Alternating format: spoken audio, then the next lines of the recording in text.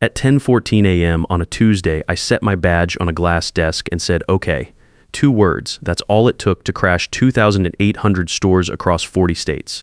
I didn't touch a single line of code, I just went home. My name is Walter Briggs, I'm 54 years old. And until that Tuesday morning, I was the Senior Infrastructure Director for Eldridge Supply Co. Let me back up. You know what keeps a 2,800 location retail chain running? Not the executives in their glass offices, not the MBA consultants with their color-coded decks. It's the guy in the basement server room at 2 a.m. on a holiday weekend, eating vending machine crackers and rewriting a patch for code that was old when Reagan was president. That was me. For 22 years, that was me. Carl Eldridge hired me back when the company had 200 stores and a network that crashed every third Tuesday. He found me at a competitor's hardware store, fixing their point-of-sale terminal while I was supposed to be buying a box of screws. I had my toolkit in my car. I always had my toolkit in my car. Carl stood there and watched me for about 10 minutes without saying a word. When I was done, he handed me his card. You didn't ask permission, he said. You just fixed it.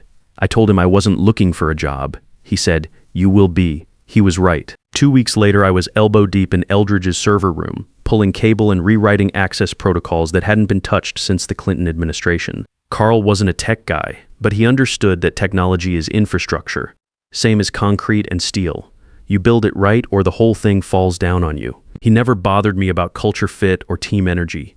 He called me when things broke and left me alone when they didn't. For 22 years, that arrangement worked perfectly. Then Carl died. The funeral was on a Thursday in October. I wore my one good suit, stood in the back. A lot of people talked about Carl's vision, his values, his legacy. Most of them had never spent a single night in a server room. I didn't say anything. I watched them lower the casket and I knew exactly what was going into the ground with him. Institutional memory. The understanding that what kept this company alive wasn't the marketing campaigns or the investor calls. It was the systems. The unglamorous, invisible, humming in the pipe-brung systems that processed every transaction, tracked every bolt and bracket in every warehouse, and made sure that when a contractor in Tulsa needed 400 feet of copper wire on a Friday afternoon, the register worked and the inventory was right. Carl knew that. His son Scott did not. Scott Eldridge was 33 years old with an MBA from Harvard, and the kind of confidence that comes from never having been truly wrong about anything that actually mattered. He moved into the COO role 6 months after the funeral. First thing he did was replace Carl's old oak desk with a glass slab, the kind that looks impressive and scratches if you breathe on it wrong. Second thing he did was hire a consulting firm to audit company culture. Third thing he did was start sending emails about energy alignment and innovation posture and leaning into transformational momentum. I deleted every one of them. I had bigger problems. Our core transaction system was 15 years old, held together by custom scripts I had written personally and a daily maintenance routine that only I fully understood. We were in the middle of migrating terabytes of customer loyalty data from our aging Phoenix cluster to a new secure environment. The migration window was tight. Any interruption could corrupt records for half the Midwest. I didn't have time for culture audits, but Scott had time for me. On a Tuesday morning, Patty, his executive assistant, appeared at my server room door. She had the kind of smile that doesn't reach the eyes. The kind you wear when you're delivering news someone isn't going to like. Walter, Scott would like to connect with you right now. I didn't look up from my monitors. We're not scheduled. I'm mid-transfer. If I stop now, we lose loyalty point records for about 600,000 customers. I'm sure it can wait just a few minutes, she said. He's really excited to share some new thinking. I looked at the screen. Transfer was stable. I had maybe a 20-minute window before the next critical checkpoint. Fine.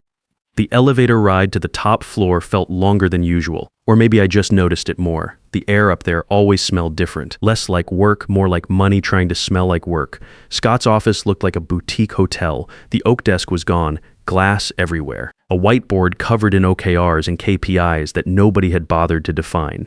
Scott was standing by the window in a suit that cost more than my first car, looking out at the skyline like he was posing for a magazine cover. Walter, he said my name like we were old friends. Come in, water. I have this mineral blend. It's supposed to help with cognitive focus. I'm good. I've got a transfer running. What's the issue? He sat down, crossed his legs, picked up a folder from his desk. My personnel file. No issue, he said. Just a check-in, a culture alignment conversation. He opened the folder, tapped it once with one finger like he was making a point he'd rehearsed. Walter, your technical numbers are exceptional. System uptime over the past 22 years is about as close to perfect as I've ever seen. Security record is clean. 0 major breaches on your watch. He paused. But here's where we have a gap. He said the word gap like it was a diagnosis. Culture fit. Team energy. Engagement metrics.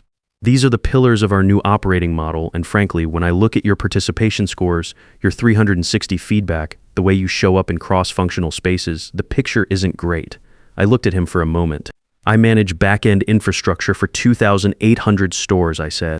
My job is to make sure the terminals don't crash when 40 million people are trying to buy lumber and paint and pipe fittings on a Saturday morning. That's my culture. That's my energy, he pointed at me. Actually pointed, like I'd just walked into a trap he'd set. See that right there? That energy, it's heavy. It closes doors instead of opening them. We're building a company that leans forward, Walter. We need people who say yes. People who bring lift to the room. I didn't say anything. I had learned a long time ago that when someone starts talking about energy and lift, they've already made their decision. The conversation is just paperwork. I've engaged a new firm, Scott said. He slid a single sheet of paper across the desk. Cloud-native agile infrastructure model. Young team, very sharp. They've done rollouts for companies 3 times our size. They'll be taking over the technical operations. I looked at the paper. Standard termination letter, effective immediately. 3-week severance. I looked back at him. Does your new team know about the Brig Sentinel? I asked. He blinked. The what? The Brig Sentinel. The security fail-safe your father and I built into the system in 2009.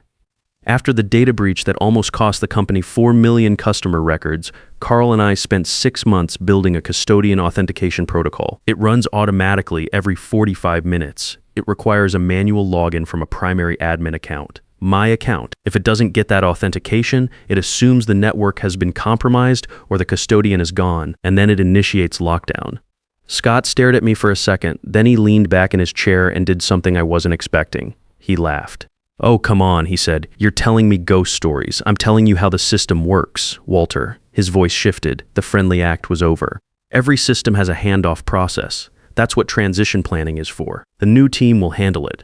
The documentation for the Sentinel isn't in the shared drive. It never was. Your father wanted it that way for security reasons. It lives in the internal ops manual that only I have access to. The new team won't know to look for it because they won't know it exists. Then you'll brief them before you leave. I looked at him. You said effective immediately. A flicker of something crossed his face. Not doubt exactly. More like irritation at being slowed down. Fine. You can have until end of day. I have a migration running right now that I can't abandon. It'll take at least 4 hours to complete safely. After that, I need to document the Sentinel handoff, the legacy script dependencies, the manual override procedures for the East Coast pricing cluster, and about 30 other things that exist only because I built them and kept them running. That's not an afternoon job, Scott. That's 2 weeks minimum. He stood up. I appreciate the theatrics, Walter. I really do. But this is a business decision and it's final. Patty will walk you out. Security will escort you to collect your personal items. We'll mail anything we miss. He held out his hand. Your badge, please. I stood there for a moment. I thought about calling the CTO. Thought about demanding a meeting with the board. Thought about laying out exactly what was about to happen in language even Scott could understand. Then I looked at his face, the certainty on it, the complete absence of doubt. He wasn't going to hear me. He'd already written the ending to this story in his head, and I wasn't in it. I reached into my pocket and took out my badge. 22 years of daily handling had worn the edges smooth. I set it on the glass desk. It made a small, clean sound. Okay, I said. He looked surprised. He'd been ready for a fight just like that. You're the COO, I said. Effective immediately. I follow instructions precisely. I walked to the door, put my hand on the handle, stopped. Scott. Yeah, he was already reaching for his phone. Check the logs. He didn't look up. Sure thing. I walked out. My last authenticated action had been at 9:30 a.m. right before Patty had appeared at my server room door. I'd run a routine check on the migration progress, verified the transfer rate, logged out. That was it.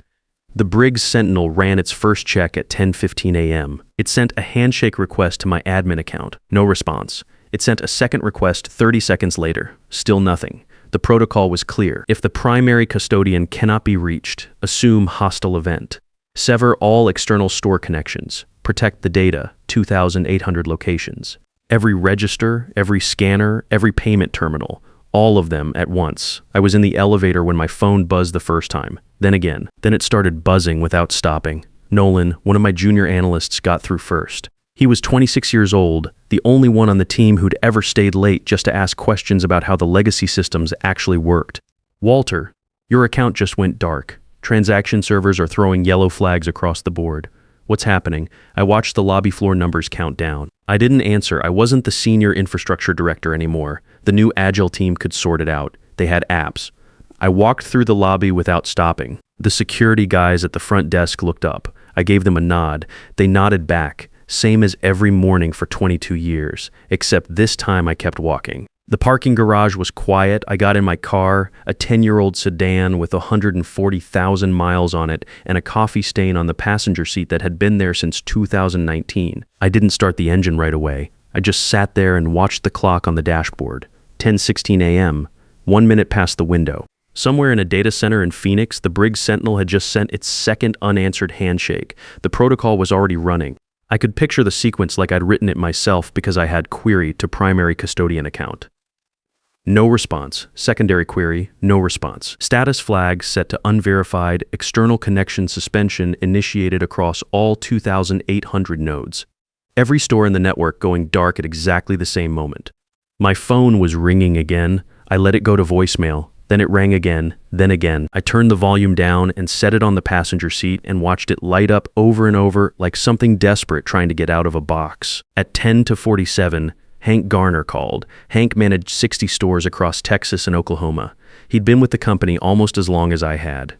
Good man, straight talker, never sent an email when a phone call would do. I picked up. Walter. His voice was tight in a way I'd only heard a few times before during ice storms and a warehouse fire in 2018.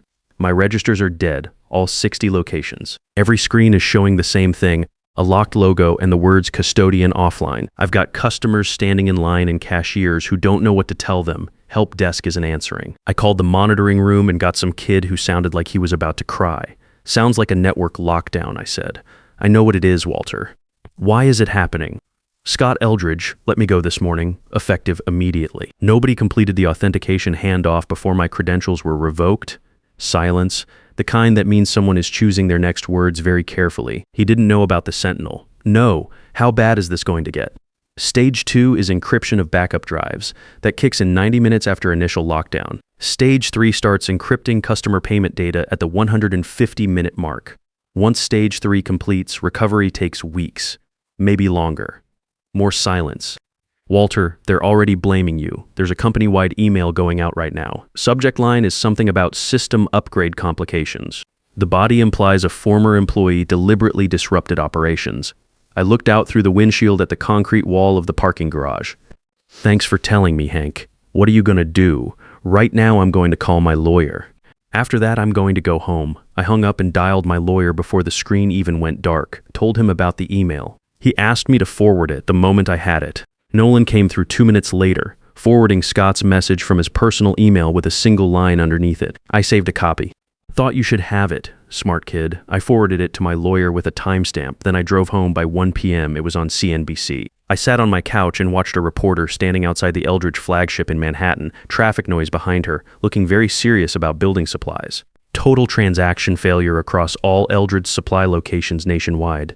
No sales have been processed in nearly 3 hours. Analysts are estimating revenue losses at approximately $422 million per hour. The company has not yet issued a public statement. I did the math without trying. 3 hours at $4.2 million was $12,006 million. My annual salary was $112,000. They had lost more than 100 years of my salary in a single morning to avoid paying it. My phone buzzed. Nolan again. Outside consultants arrived. They tried to run a bypass on the Sentinel. Triggered stage 2. Backup drives are encrypting now. Scott threw a laptop, not exaggerating, an actual laptop. Board called an emergency session. Brenda Voss is running it. They know it's not sabotage. They're asking for you. I read it twice. Set the phone down. Watched the reporter on TV switch to a live feed from a store in New Jersey where a manager was handing out paper vouchers to customers in line. At 1:34 p.m., my house phone rang. Not my cell. The landline that almost nobody had the number for. I let it ring 4 times. Then I picked up Walter, Brenda Voss. Board chair, former corporate attorney, the kind of person who got very quiet when things got serious. We've reviewed the situation. Have you? There was a failure in transition protocol. Scott moved too quickly without understanding the technical dependencies. He called it sabotage in a company-wide email. I'm aware that email is being addressed. A pause. We need you to come back. Name your terms. I looked at the clock on the wall. 1:35 p.m. Stage 3 was set to initiate at the 150-minute mark from initial lockdown. Lockdown had triggered at 10:15 a.m.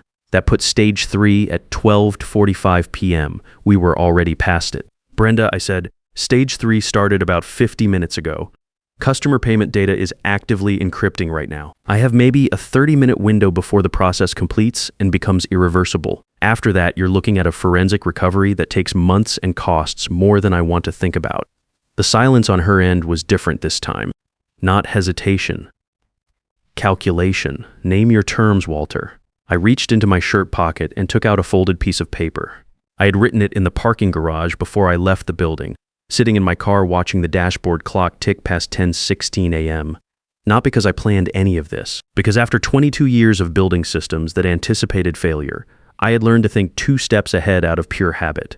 I unfolded it and started reading. A board seat, a new executive position, chief systems officer, with full veto authority over any operational decision touching infrastructure. Any outsourcing contract over $50,000 required my written approval, and the immediate resignation of Scott Eldridge for gross operational negligence. Brenda didn't say anything for a long moment. That's a significant ask. So is encrypting the payment records of 14 million loyalty customers. Another pause. Shorter this time. Give me 20 minutes. You have 15, I said, and send a car.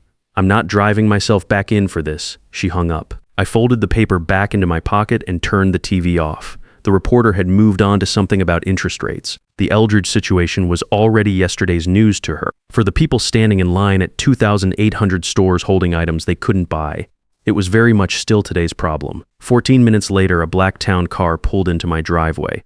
The driver didn't say much, just nodded when I got in. The whole ride in, I watched the city go by and thought about Carl Eldridge standing in a competitor's store in 2002 watching a stranger fix a register he had no business touching, handing over a card saying you'll change your mind.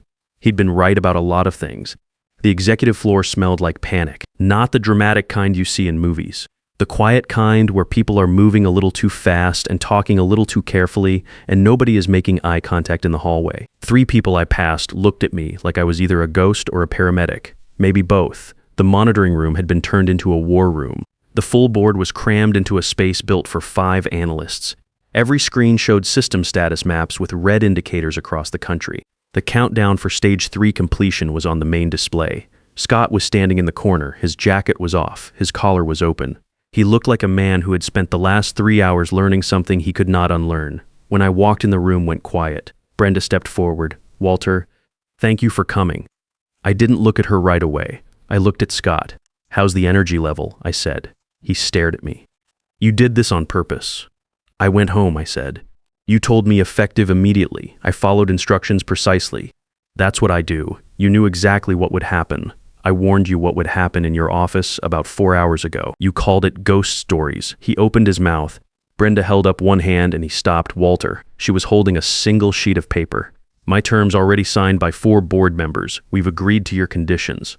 Scott pushed off the wall. You can't be serious. You're letting him dictate terms after you terminated the sole custodian of a mission-critical security protocol without a transition plan, Brenda said, her voice flat and final. Without notifying the board, without a technical review, based on a culture assessment. She looked at him the way you look at something you've already decided to remove. Scott. Security is waiting outside. He looked around the room for support. Every set of eyes found somewhere else to be. Patty, standing near the door, studied the floor.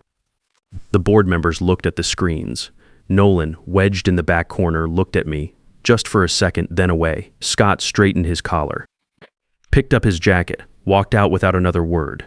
2 security guards fell in beside him in the hallway. Men I had said good morning to every single day for 22 years. They didn't look back. I sat down in my chair. Someone had wheeled it up from the server room. It fit my back the way it always had, the cushion worn into the exact shape of 22 years of long shifts. Nolan, I said, plug the hardline into the admin port. He was already moving. I pulled the keyboard close, typed the 47-character password I had memorized in 2011 and never written down anywhere. Then I pressed my thumb to the biometric scanner built into the side of the terminal housing, the one that had been there since 2009, the one Scott's consultants had spent 3 hours looking for and never found. The screen went red, then yellow, then green. Identity confirmed. Welcome back, custodian. Stage 3 encryption halted. Restoring external connections, the countdown disappeared. The red indicators on the map started turning green, one cluster at a time. Texas first, then the southeast, then the whole grid lighting up like someone flipping switches in a dark building, store by store, register by register. The room erupted. Board members who had been holding their breath for hours actually cheered. Someone slapped Nolan on the back hard enough to make him stumble. Brenda let out a long breath and took off her reading glasses and rubbed her eyes. Transaction logs started scrolling across the secondary screen. Store 089 online. Store 0247 online. A box of deck screws in Tulsa. 2 gallons of exterior paint in Charlotte. A sheet of plywood in Sacramento. Real things, real money. The ordinary commerce of ordinary people getting on with their day. I watched the logs and didn't say anything. 3 hours later, I was back in the server room. Cold air, the smell of ozone and old electrical work and coffee that had been sitting on the burner too long. I walked to the main rack and put my hand on the casing. Felt the vibration of the drives running clean. Dramatic, I said quietly. The fans kept going, low and steady. I was the chief systems officer now, board seat. Executive salary, a clause in my contract that meant nobody could outsource a single piece of this infrastructure without my signature. I had more job security than anyone in that building. But standing there in the cold with the hum of the machines around me, I was still the same thing I had always been. The guy who kept the lights on. The custodian. The only difference was now they knew what the lights cost. If you have spent your career being the person who makes everything work, the one they call when something breaks at midnight, the one who never gets mentioned until something goes wrong, then you already know what this story is really about. It is not about revenge, it is about value. Real value, the kind that cannot be downloaded or disrupted or replaced with fresh energy. If you are that person at your company right now, do not let them forget what you're worth, because the moment they do, the lights go out, and then finally they will understand.